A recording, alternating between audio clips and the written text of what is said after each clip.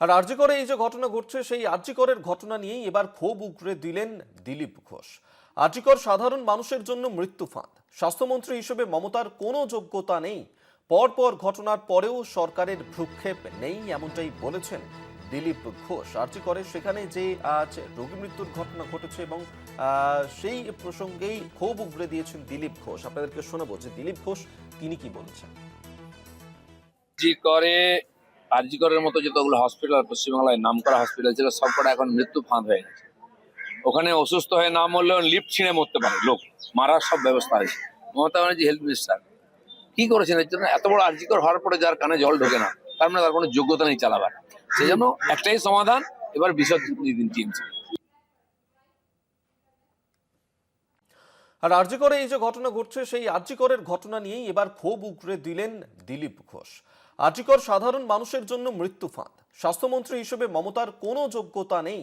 পরপর ঘটনার পরেও সরকারের ভ্রুক্ষেপ নেই এমনটাই বলেছেন দিলীপ ঘোষ। আরজিকরে সেখানে যে আজ রোগী মৃত্যুর ঘটনা ঘটেছে এবং সেই প্রসঙ্গেই ক্ষোভ উগরে দিয়েছেন দিলীপ ঘোষ। আপনাদেরকে শোনাবো যে দিলীপ ঘোষ তিনি কি বলেছেন।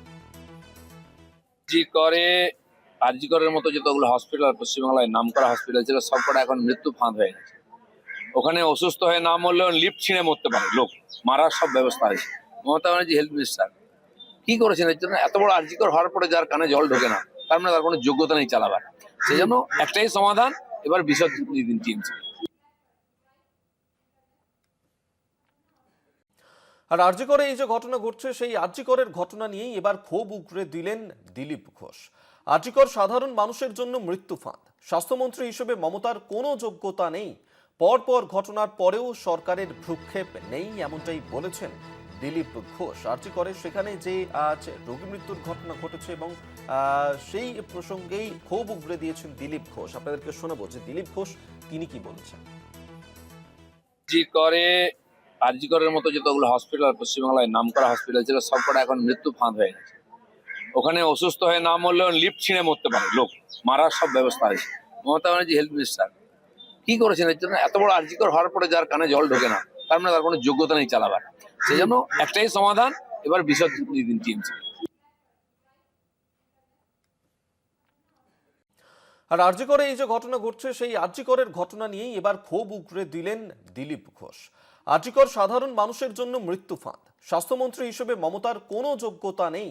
পরপর ঘটনার পরেও সরকারের ভ্রুক্ষেপ নেই এমনটাই বলেছেন দিলীপ ঘোষ। আরজিকরে সেখানে যে আজ রোগী মৃত্যুর ঘটনা ঘটেছে এবং সেই প্রসঙ্গেই ক্ষোভ উগরে দিয়েছেন দিলীপ ঘোষ। আপনাদেরকে শোনাবো যে দিলীপ ঘোষ তিনি কি বলেছেন।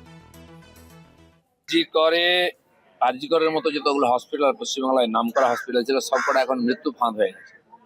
ওখানে অসুস্থ হয়ে না মরলেও লিফট ছিঁড়ে মরতে পারে লোক, মারার সব ব্যবস্থা আছে। মমতা ব্যানার্জি হেলথ মিনিস্টার কি করেছেন এর জন্য? এত বড় আরজিকর হওয়ার পরে যার কানে জল ঢোকে না, তার মানে তার কোনো যোগ্যতা নেই চালাবার।